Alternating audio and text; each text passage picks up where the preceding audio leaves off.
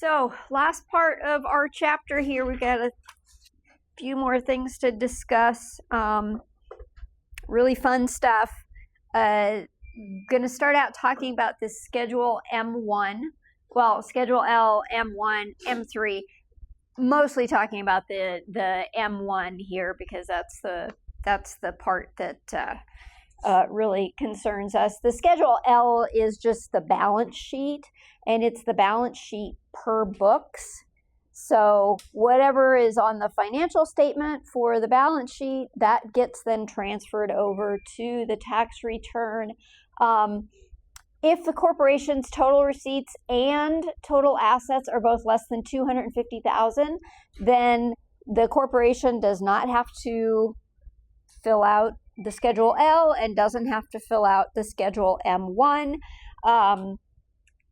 Always, our procedure was it didn't matter whether the company was larger or smaller than that. We filled it out anyway, just because it does kind of assist in the preparation of the tax return, and it helps just to kind of get a continuation from year to year. Like I said, so the Schedule L is going to be the balance sheet, and it's going to be in, if the corporation uses cash accounting, then it will be in that accounting method. If they use accrual accounting or some other type like income tax accounting method, then that's how it's going to be used, that Schedule L.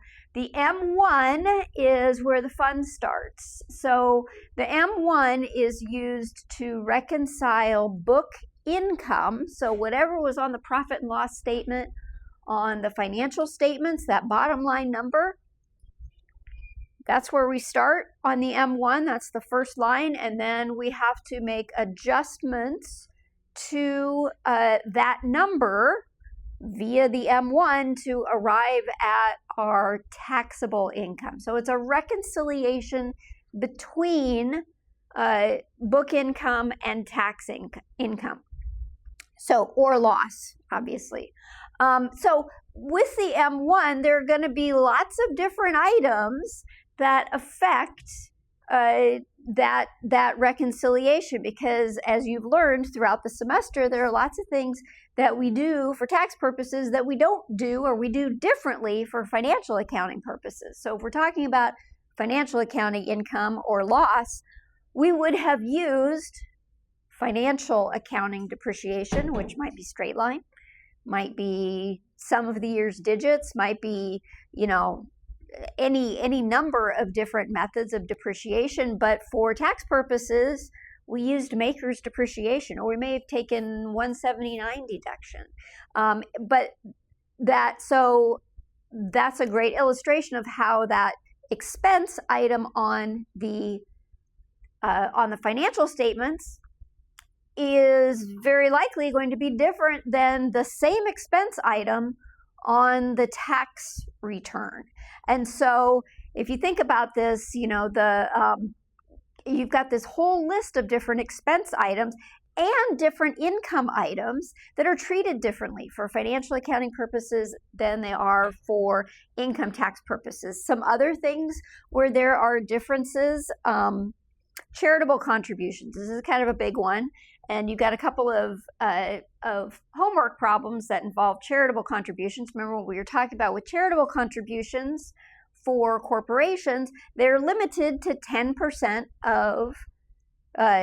of income, taxable income, before those charitable contributions and before other types of deductions. But on the financial statement, we're gonna expense all of the charitable contributions. Also, we've got some different items that are carried forward or carried back. So if we have like a charitable contribution that's been carried forward from a past year for tax purposes, well, we're not carrying that forward for financial accounting purposes. So that's going to cause a difference between the financial statement income and the income tax income.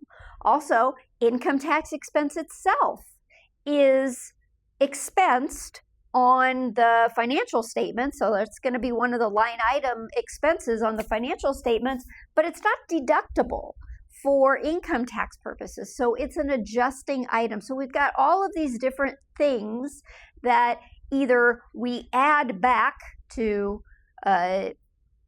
arrive at income per tax return, or we subtract to arrive at income per tax return. And oftentimes we have multiple items on the same tax return that we're having to adjust. So these are the different, and I'm going to show you, let's see if they've got the M-1 here. So here's what an M-1 looks like. Again, we start out with our income or loss per book. So whatever that was on the P&L, the income statement, that bottom line number, that's what's going to go there on that M-1. These are all on the left-hand side of this M-1 are items that we're going to add back. So something that was deducted for financial statement purposes that is not deductible. We expensed it on the financial statement, but we can't deduct it for tax purposes. We're going to add that back here if it's an expense. So like the federal income taxes, like I said, that is an item that is an expense on the financial statement, but it is not deductible for income tax purposes, so we're going to add that back. So all of these items on the left-hand side of the M-1 are add backs. So these are all pluses over here. As far as, so, and you can see an example here. So in this example, I think we had a company that had book income of $50,000, and it also had the following differences between book and tax income. So they had a charitable contributions carry forward that was used in the current year. So that's a tax effect, right? We're not carrying that forward for financial accounting purposes. So this $2,000, we are allowed to deduct it for income tax purposes, but we would have taken that expense in a previous year on the financial statements. So what that ends up being is a subtraction, which all of the subtractions, so all the additions are over here on the left. Everything that's going to get subtracted is over here on the right. And there is an image in Canvas that I put together, I wrote out in a previous semester, took a picture of. There's an image of an M-1 that just kind of shows you what types of items, I'll show it to you in just a second, but what types of items would be adjusting items and where they would go on this M-1 form. What they also had here was $10,000 of meal expense, non-restaurant meal expense, 50% of which is deductible. In a previous year, there was a difference between whether it was for a restaurant or not a restaurant. That was a COVID thing, so they may just not have changed the wording here. But $10,000 of meal expense that was deducted on their, or was expensed on their financial statement. Well, we know that we can only take half of that. We can only deduct half of that for income tax purposes. So we've got a $5,000, we have a $10,000 expense on the financial statements, but we have a $5,000 deduction on the tax return. So that's a $5,000 difference between those two items, which means we have to add back, because up here in this $50,000, they've subtracted $10,000 to arrive at that. For tax purposes, we can only subtract $5,000. So what we have to do essentially is add back $5,000. So on the left-hand side here is an add back for the travel and entertainment. It's meals. It should say meals and travel expenses. Entertainment would also be an adjustment because that's not deductible for income tax purposes, but it is expensed for financial statement purposes. So actually that is right, but your meals would also be listed in here. So that $5,000 is being added back. So we see the $50,000 plus the $5,000, we arrive at $55,000. That then carries over in the ultimate result of the equation over here, that $55,000, but then all of these are items that we're going to subtract to arrive at what our income per tax return is. Now, they also mention excess depreciation on the tax return. This means they took $6,000 more of depreciation on the tax return than they took on the financial statements. So maybe they had used straight line depreciation for items on the financial statements, but they used accelerated depreciation on the tax return. That would result in more depreciation that was taken on the tax return than was taken on the financial statements. So this is what they mean here by excess depreciation. It could be the opposite as well. You'll see depreciation is on both sides.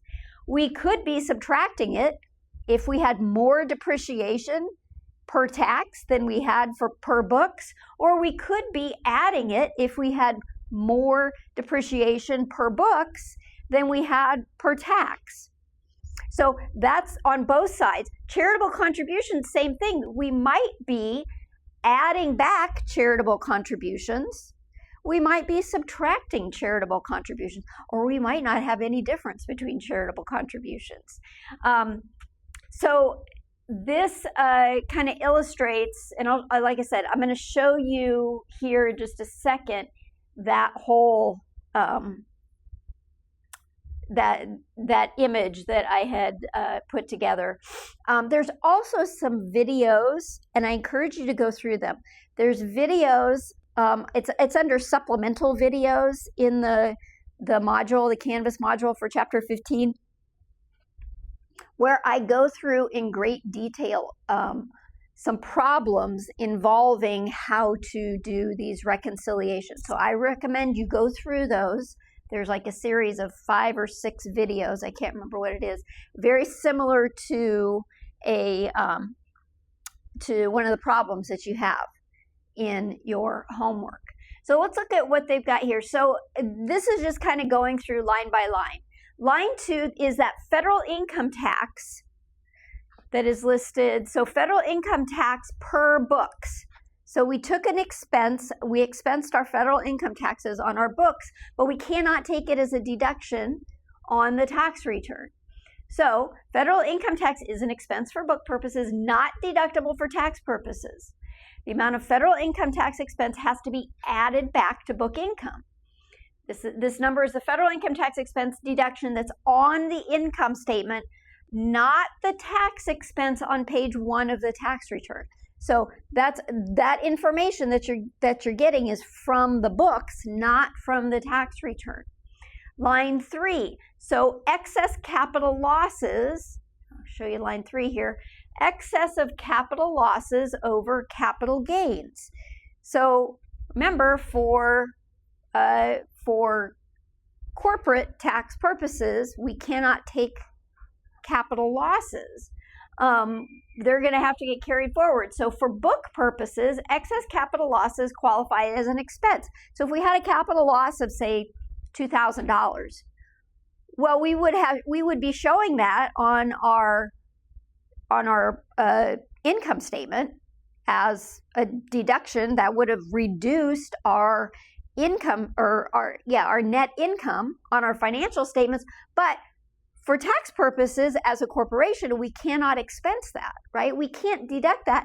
We could carry it forward, but we cannot deduct it. So for book purposes, excess capital losses qualifies as an expense, but for tax purposes, corporate capital losses are deductible only to the extent of capital gains. Can only bring you to zero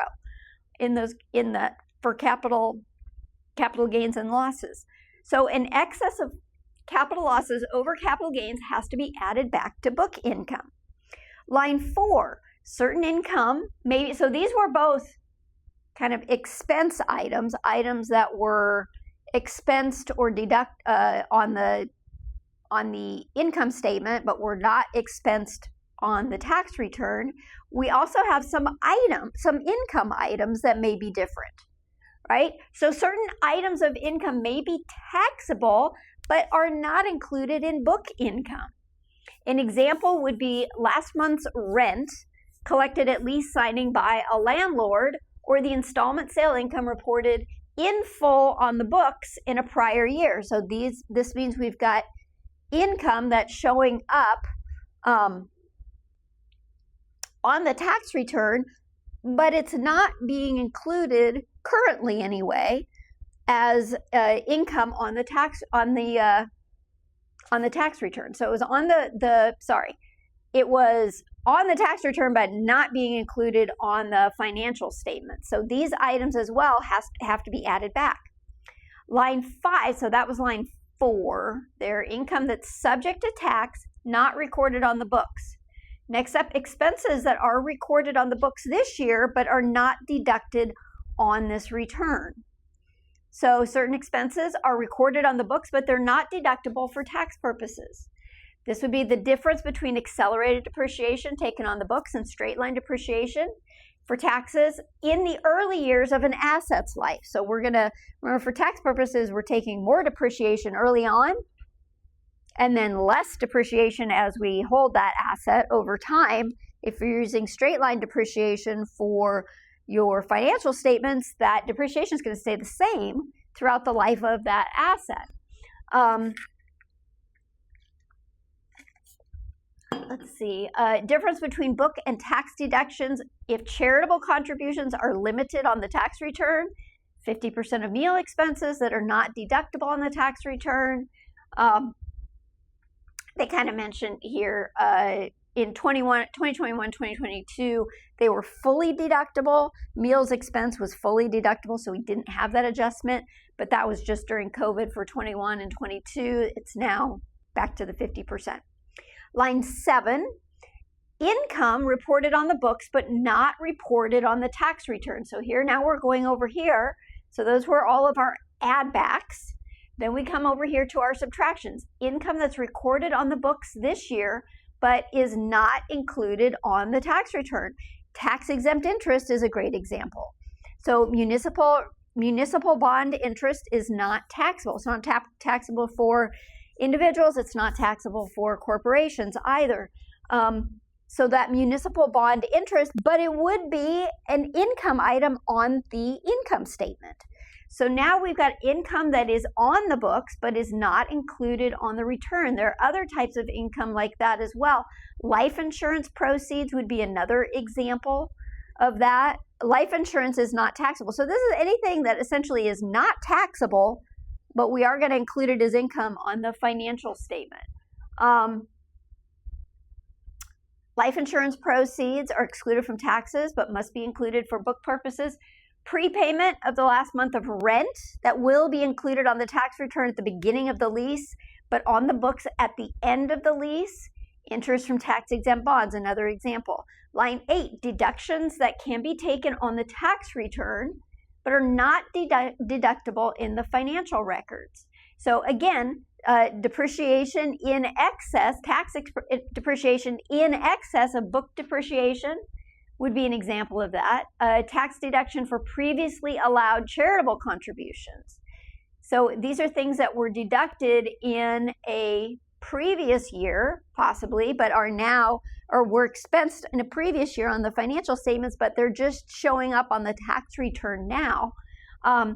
These are mostly timing differences. It just has to do with, okay, we're gonna, if it's all gonna come out in the wash eventually, but maybe we get to take a deduction earlier for financial statement purposes than we do for tax purposes, or vice versa.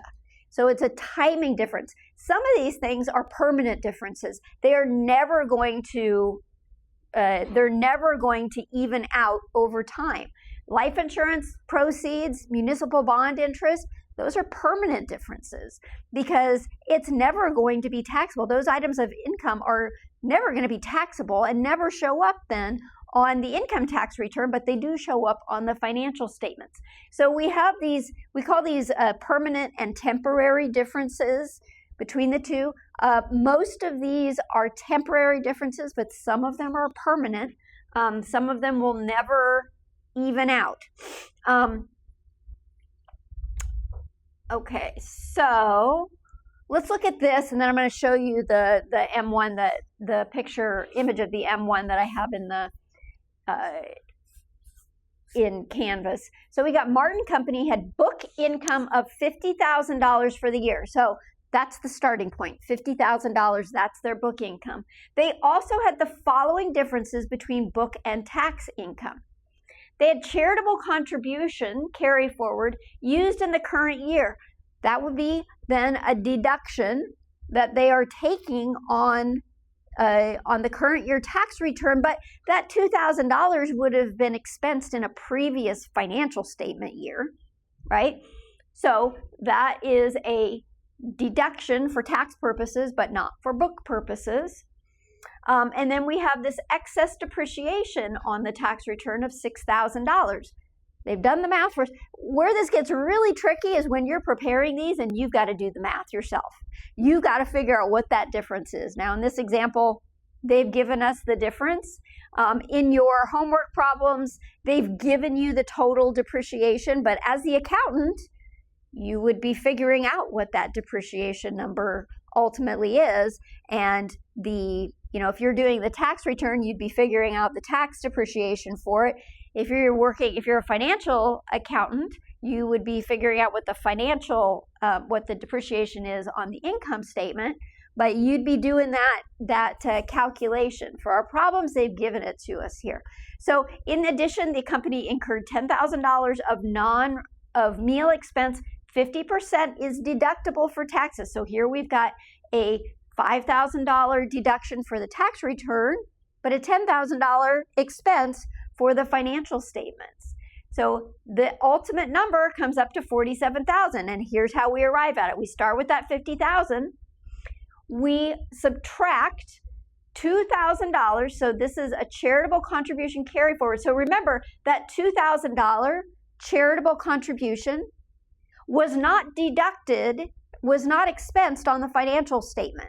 So to get to the tax income, we've got to subtract it here. So we're going to subtract that $2,000. The $6,000, again, it was not subtracted to arrive at the $50,000 when they did the financial statements. So we're going to have to do it now. So we're going to subtract that $6,000. And then we're going to add back half of the meals expense. So $5,000 of that meals expense we're going to add back because it was,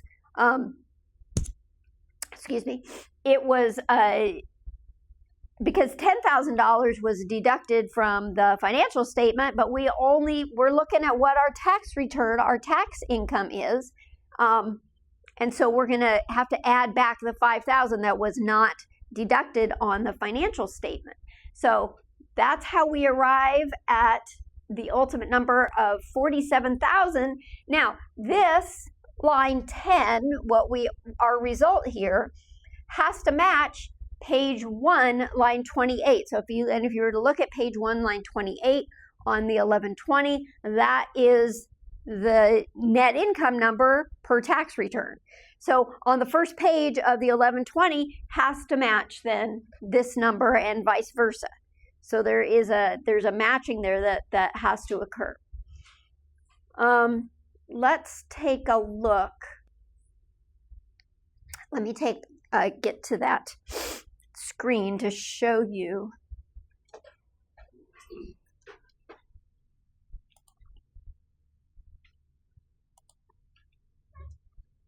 So I'm sorry, yes. Thank you. Here we go. Okay, so the videos that I was talking about, the supplemental videos are here.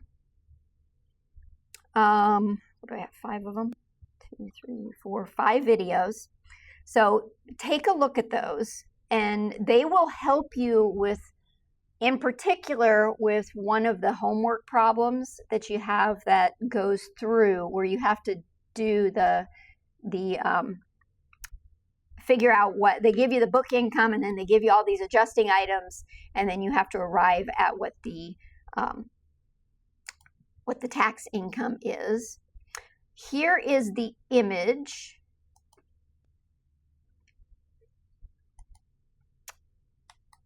See if I can make this a little bit bigger.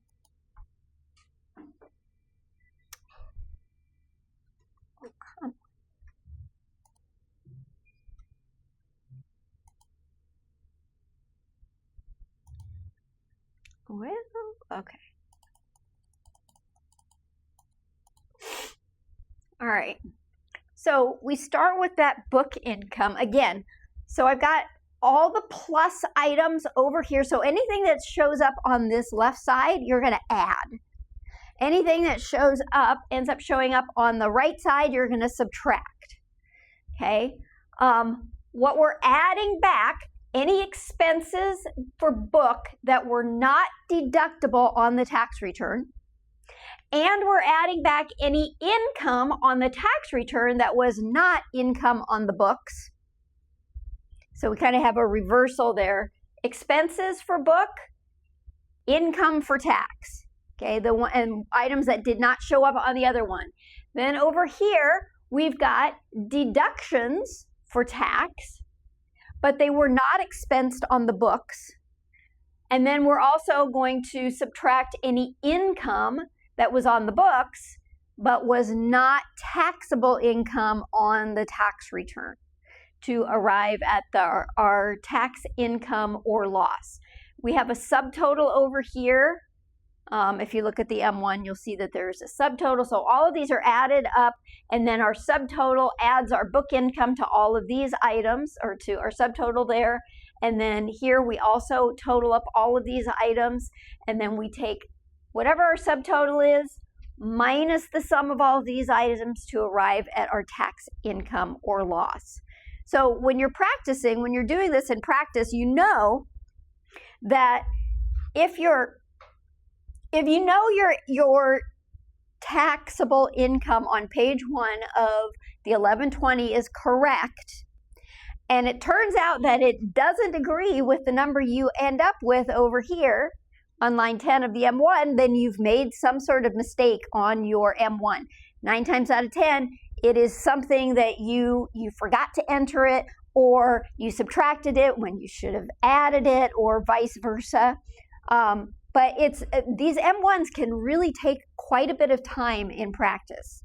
They're complex, and it's one of those areas, I don't know if anybody finds these easy, kind of like cash flow statements. You know, cash flow statements are a bit of a challenge.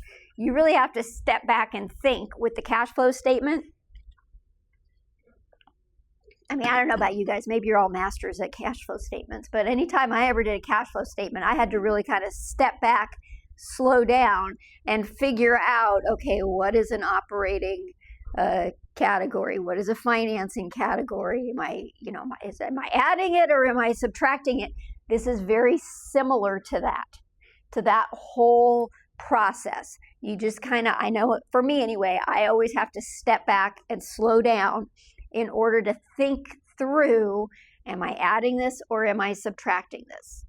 So hopefully the image for you helps to make it a little bit easier, okay?